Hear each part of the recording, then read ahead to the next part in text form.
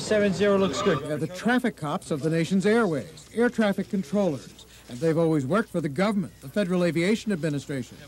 But today, the Clinton administration spells out details of its proposal to create a semi-private air traffic control corporation, taking away from the FAA some 38,000 controllers, maintenance people, and others.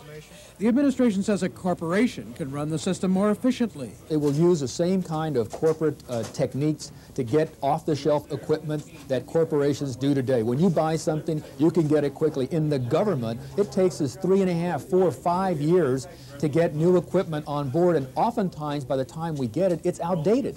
The administration says it can pay for the new corporation through the existing 10% tax on airline tickets.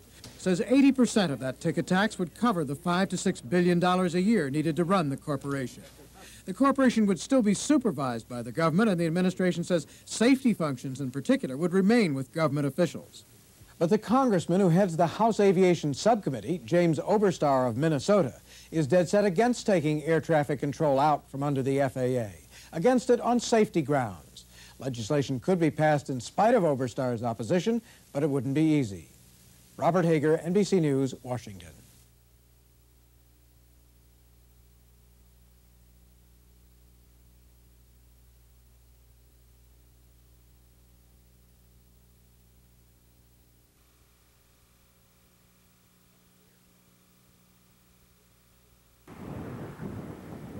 In the town of Floodwood, like any other town, you see average pets being walked by typical pet owners. Carlene St. Germain is a typical pet owner, but Duncan is not your average pet. Duncan is a horse, a miniature horse. Already full-grown, Duncan stands 30 inches high. Like a horse, he eats hay and spends most of the day just standing around outside. Duncan's lived in Floodwood for the past 7 months. Little kids hang all over him, and he likes to show off. But not everyone in Floodwood likes Duncan. On April 12th, the Floodwood City Council passed an ordinance which made it illegal to house any non-traditional pets within the city limits. That ordinance was directed specifically at Duncan. She's got neighbors that one neighbor, the house was within about 20 feet of the spot where she's keeping it. And that's just not appropriate. Farm animals belong on the farm. City Councilor Joyce Monroe started the drive for the ordinance against Duncan after she received complaints from neighbors about odor concerns. Brad Ang also sits on the council. He voted against the ordinance and says Monroe was after Duncan from the start. The neighbors weren't complaining until this one individual on City Council got wind and said, well, I don't want this horse in my town. And it was a snowball effect. She started getting in contact with these individuals saying, hey, you know, you should complain about this, you know. Regardless of who was behind it, by law, Duncan has to be out of Floodwood by next week. I'm supposed to be a grown-up, so I'm not supposed to cry. In Floodwood, Ted Rollins, News 6. But, I've worked with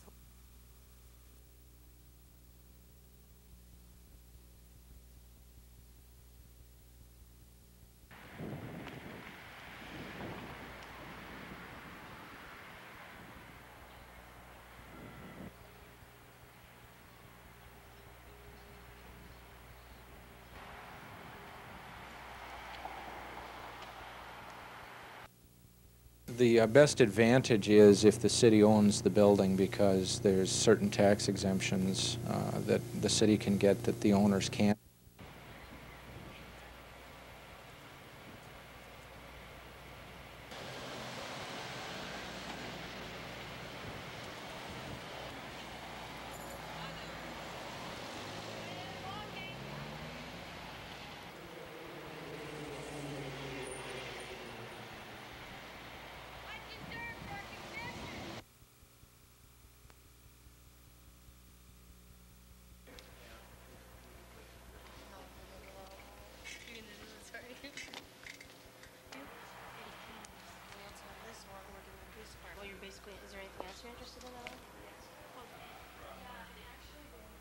It's going to be tough anyway, but because I see some economic reasons. But I think letting businesses know that we're doing this, letting the youth know that we're doing this. Again, they got one place to stop down and see us. We can make that match for them, trying to find a youth and a job.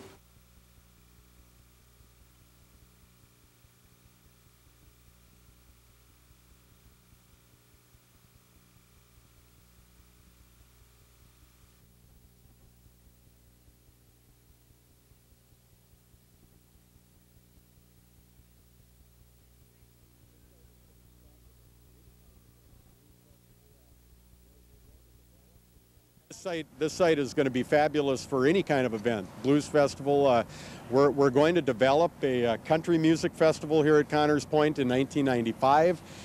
This Lake Rattle and Roll event is going to be a one-day event this year, but we have every plan to make that a 2- or 3-day event in the future.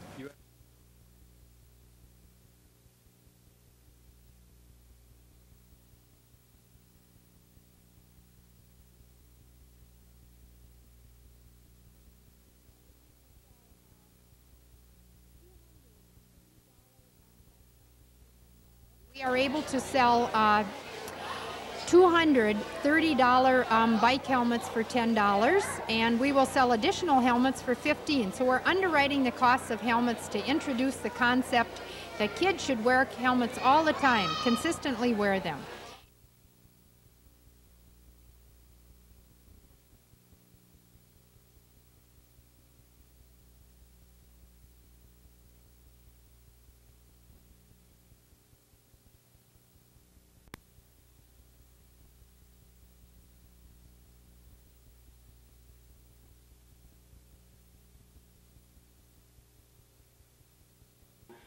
To 22 apartments down from the 25. The city's going to get involved in, and the responsibilities. The city's going to have a new responsibility that they've never had before in a system that's being proposed. They're going to be responsible to answer to the citizens more than they ever have, and they're going to possibly deal with freedom of choice issues and other things like that.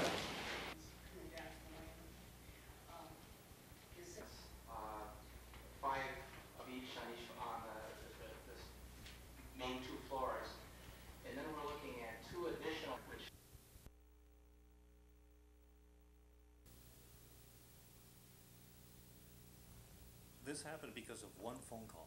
One 900 phone call was made from my home, and so now I receive pornographic material.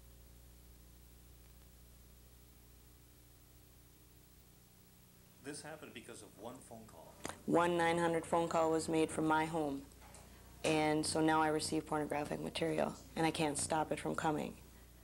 Rachel Wickstrom quickly put a block on her phone to stop any more calls to the 900 sex lines, but she can't stop material like this from coming to her home, or at least she hasn't been able to yet.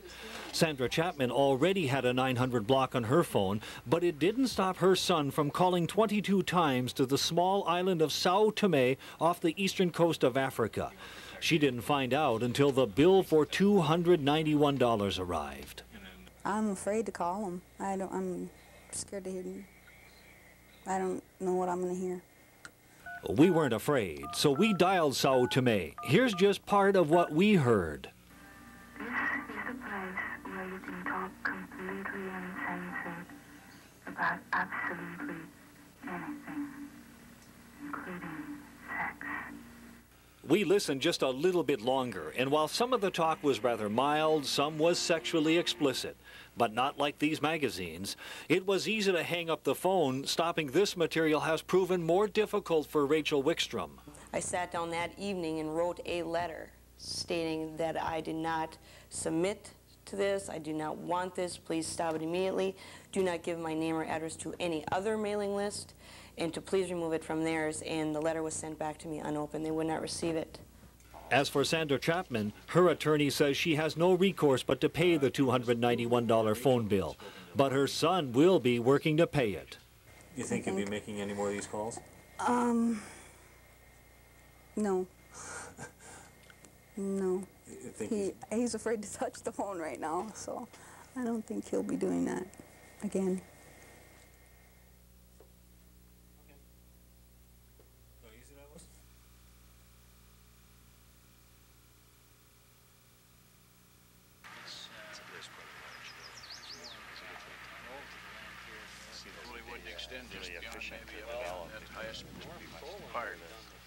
Plus, clearly, northwestern Wisconsin has that beauty and the peacefulness that I think is so fitting for a cemetery location.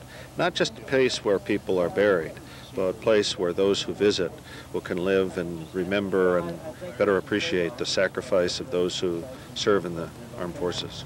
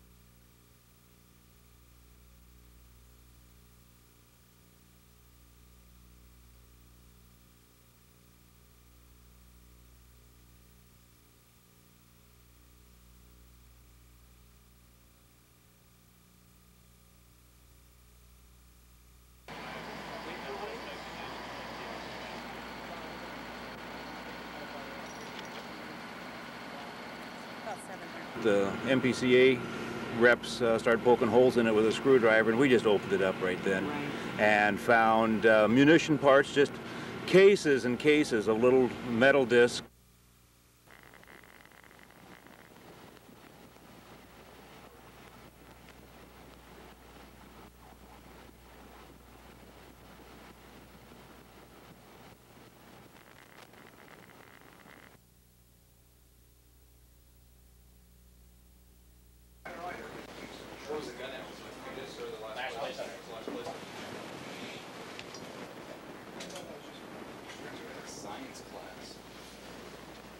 It depends on the actual wording when the sale is made.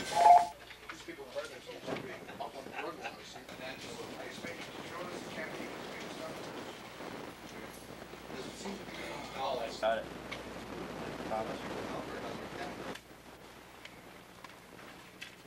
How do you formulate it to move from that statute state?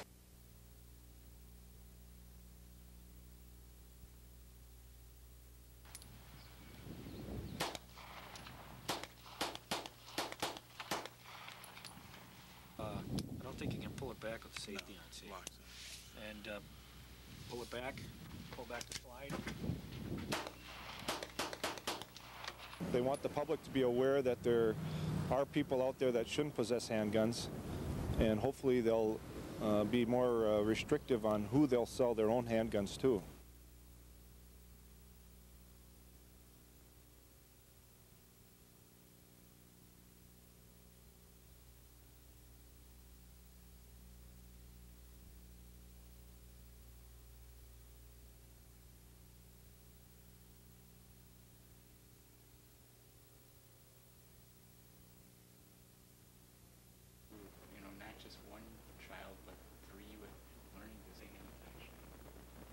I know I attended Clinton School and I was in the area, but part of my problem is memory. It's just not there.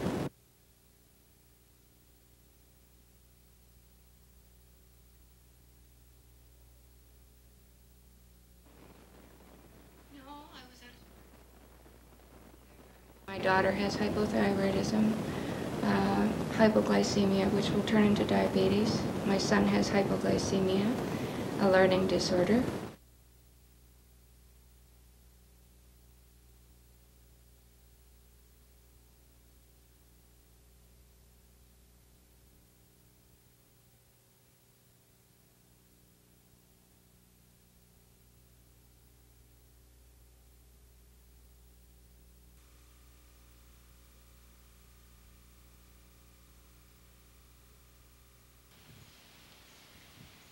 The problem has been defined. Aging septic tanks and pipes are leaking sewage into the St. Louis River.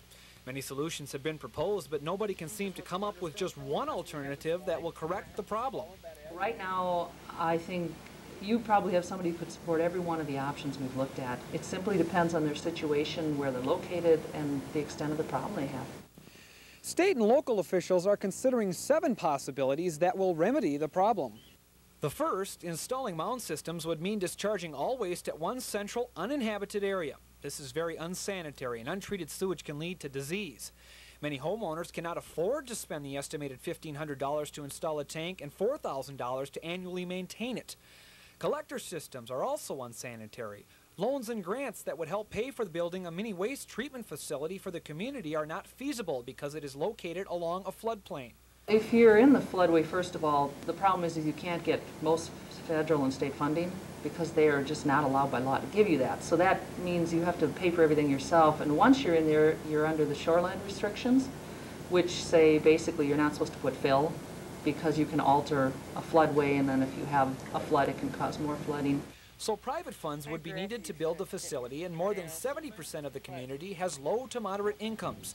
Many residents are also worried about WLSSD and the extra monthly charge that would also be a burden on the budget.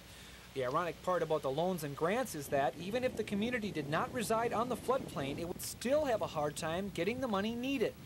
Fond du Lac resides within the city limits of Duluth. Officials say that because it is a part of such a large population, it has a much more difficult time obtaining loans and grants that are otherwise accessible to smaller communities. In Duluth, John Jetta, News 6.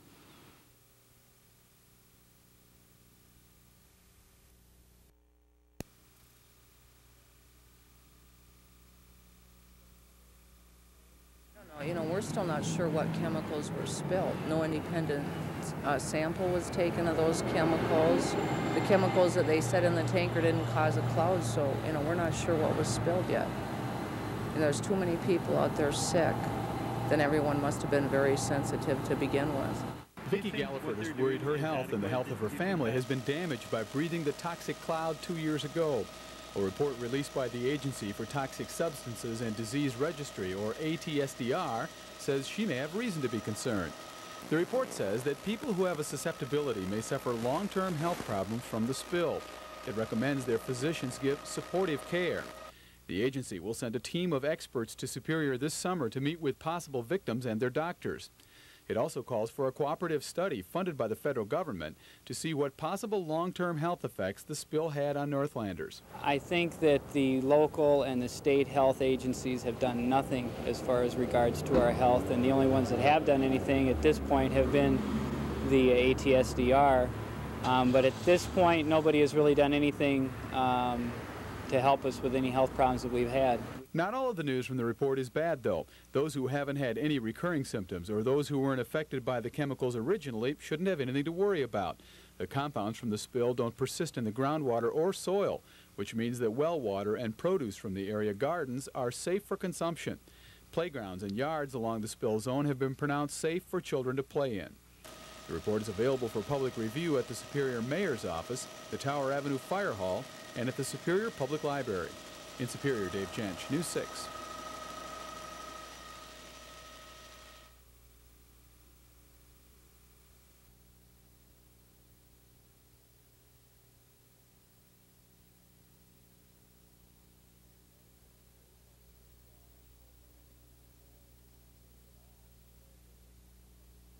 It's a very strong statement for somebody to come out of nowhere and be nominated at all. Hello, Gary. Hi. Good to see you. We've done our work ever since last fall when we started working on the people getting out to the caucuses.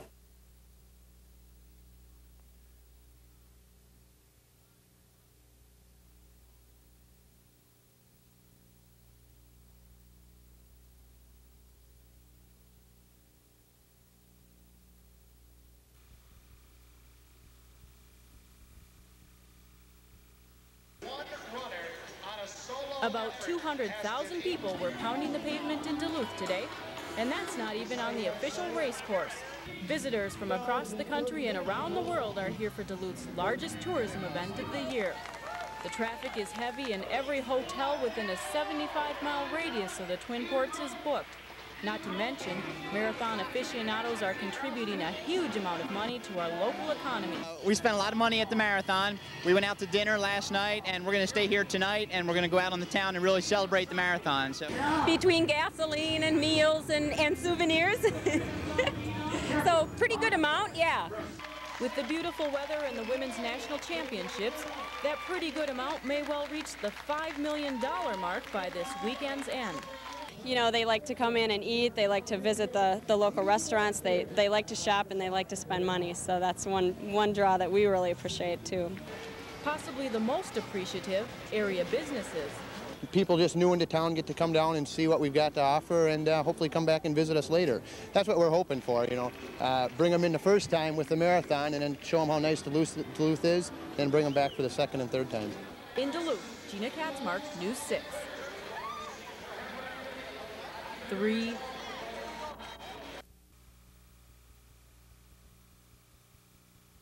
Oh my God.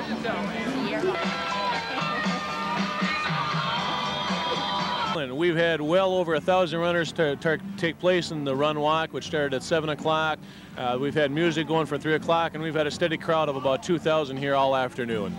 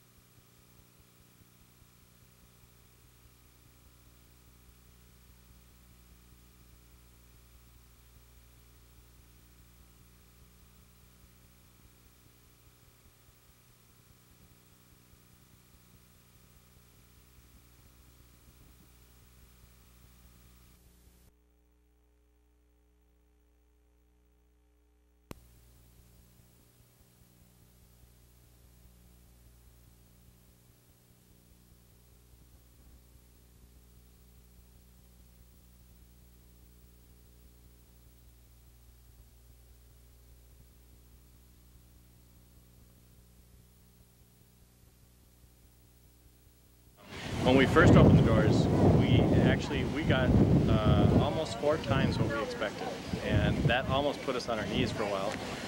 We came back up from that and slowed down, and we all kind of went, oh, great, we got a break, and now it's just picking up again.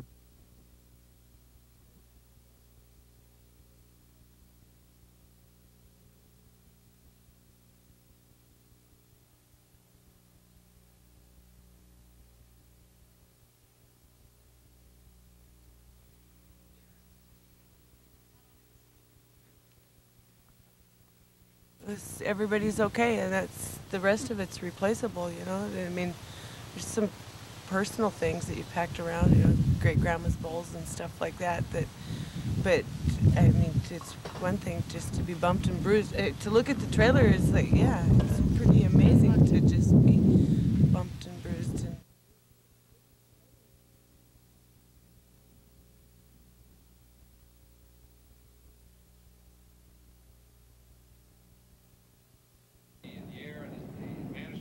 Congressman Jim Oberstar was among the dignitaries that attended today's dedication and was pleased to see something that he had fought for has reached completion. Well, I wrote the legislation authorizing the program, and then we had to work on the FAA to designate funding for the facility.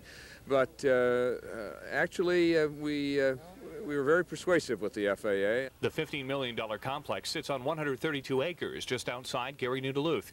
There are only 2 buildings on the grounds now, the classroom building and the control tower. But if business at the center is as good as hoped, future expansion is a strong possibility. This is the most extraordinary facility, the finest of its kind in the world. It's the state-of-the-art technology. We're going to be bringing firefighters in not only from all over the United States, but eventually out from other airports throughout the world for world-class training. The facility is equipped to handle 2 classes of 20 people each, with courses lasting up to a week. That means dozens of new students year-round, bringing more money to the Northland. In Gary, New Duluth, Derek Hines, News 6.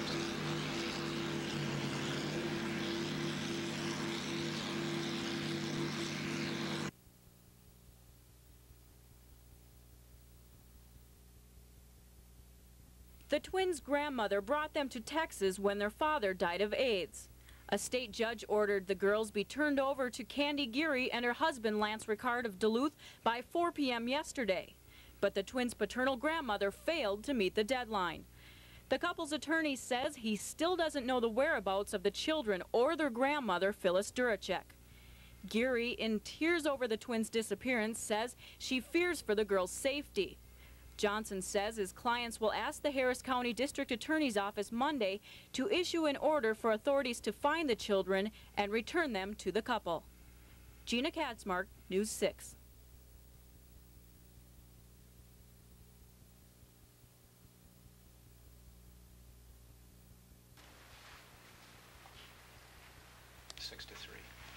Someone was absent tonight to talk about it. I'm not going to try to. Felt that Margaret Cohn should be doing her city clerk work instead of attending the ceremony. I am not running for mayor, but I am the personnel director, and I do not feel that there is any reason for the city clerk to attend an event that has nothing to do with her job as a city clerk.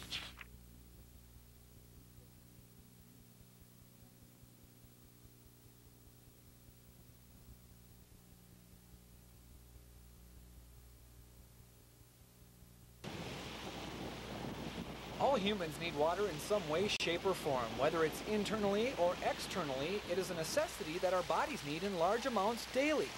This alone can make the thought of bacteria-laden H2O that much harder to swallow, which, incidentally, is the way most humans ingest the infectious and non-infectious forms of bacteria called coliform. A lot of these species are harmless. They don't affect us. So not all of them cause disease. There's a small group that actually do. Again, when we find heavy concentrations like this, it just indicates the potential for disease transmission, and that's the reason for the concern. The testing doesn't tell us whether that's coming from humans or different animals. Again, it's a class of bacteria common to many different species of animals. But it indicates the potential for disease risk. And that's basically the reason why the Pike Lake has volunteered to close that beach down. Thousands of infectious and non-infectious species are classified within the group of bacteria called coliform. The infectious species affect children and elderly persons most often, with symptoms usually lasting between 1 and 5 days. Those symptoms usually include severe diarrhea, nausea, headaches, fatigue, jaundice, and in some very rare cases, death. So really you don't do much unless it continues to linger or the symptoms get real severe, then you consult a physician. But normally it's just sort of sitting it out and wait until it goes away. Experts are concerned that swimmers may become ill from the bacteria-infected lake water, but are thankful that the organisms didn't find their way into the area's supply of drinking water. In Pike Lake, John Jetta, News 6. One more. Make this as interesting and informative and exciting as we possibly can. Too often the voters are provided only with 30-second sound bites or by paid political advertisements. Voters deserve better than that.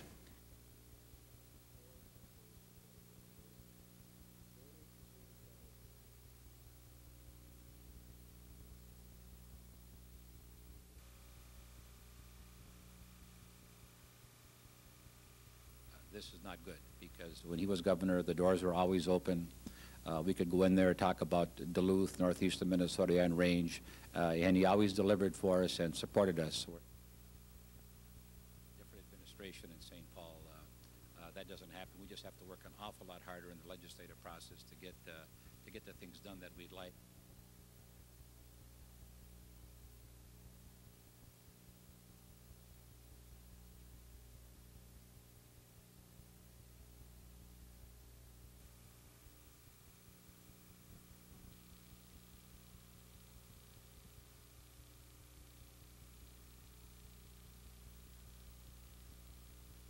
The plan seeks to protect the wilderness, at the same time maximize the allowance of users.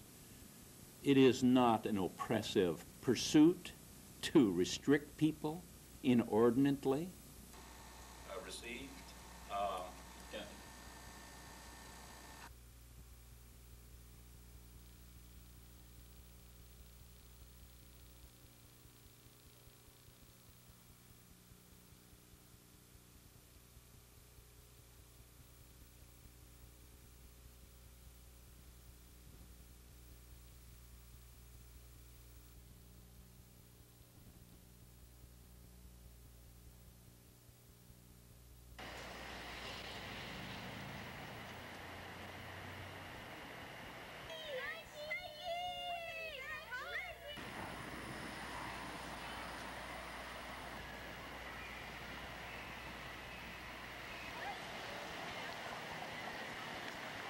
They'll be going around different schools, junior high schools and senior high schools, and they'll be getting kids from the area to work on environmental service projects.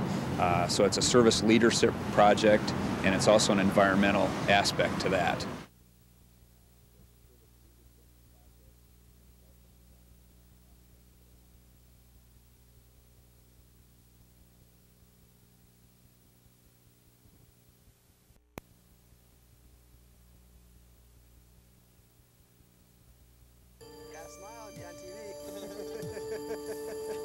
Hi there. There you go. Nice scenes on the upper two decks. One flight up or all the way to the top. Welcome aboard.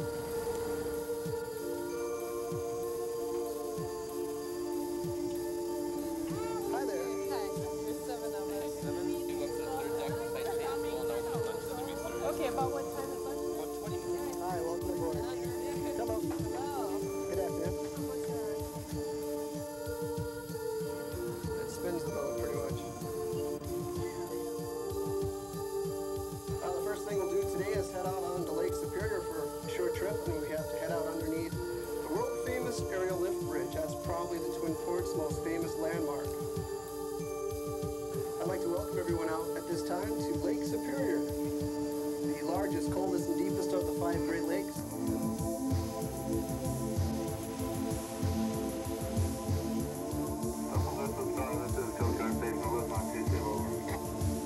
Coast Guard Station Louis, this is the Vista Star.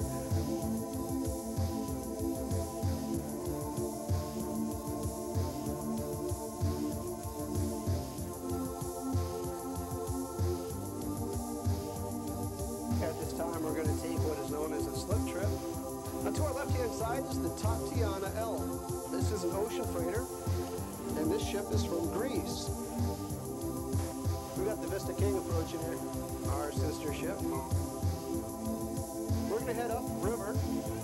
Up ahead of us is the mouth of the St. Louis River, and we're going to head up riverways to take a look at some of the sites further up here, including the set of ore docks in this half of the harbor, the Duluth, Wasabi, and Iron Range ore docks.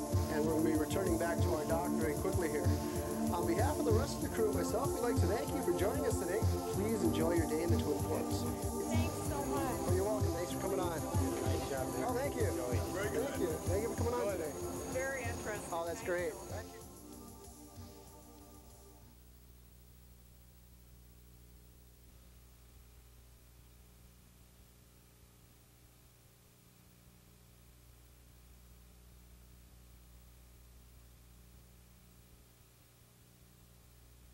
Here. Here. Yeah, a little Where are you more from? here.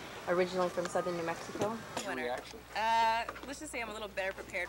It's a marvelous place. And you know, more. We've been meeting with Alan Quist's people, and have offered a debate, and I believe that by Friday or Saturday he'll accept that debate.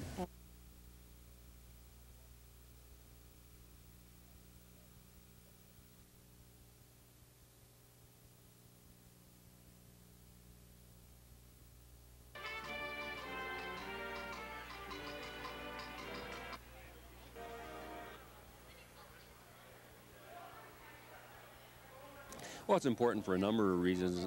First of all, we've been able to save a historic building and not have it see the wrecking ball. And it also provides affordable housing for us in this community, which is, there's a definite need for that. And I hope that this is kind of a model for affordable housing in the future. The units are absolutely beautiful. They've done just a great job. And it's been done with the support of the West Duluth community, which is very important. So it's important from that.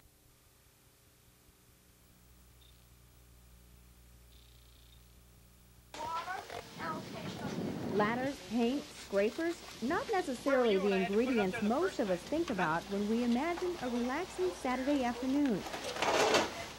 But then relaxation is not what this group of volunteers was looking for today. About 30 Finger Hut telemarketing employees were in Proctor for a paint-a-thon. Yeah, we're having a fun time. Everybody's getting together, and you know, we got some of the kids up here that are keeping us occupied too. So it's for a worthy cause, so it's good that we could help out. That worthy cause is Proctor's Mildred, a woman Duluth Corporate Volunteer Council selected for the paint-a-thon. They advertise for applications, and as the applications come in, then members of the Corporate Volunteer Council round up and go and check out the houses to pick the houses that are the most needy to be painted. Tammy Shelton is no stranger to volunteer work, but this is her first paint-a-thon, and for her, it was a perfect way to spend a summer Saturday. Well, I think it's a great cause. I mean, if I ever was in Mildred's position, I think I'd just really appreciate people helping me out, so put myself in her shoes, and I'm here just helping her out.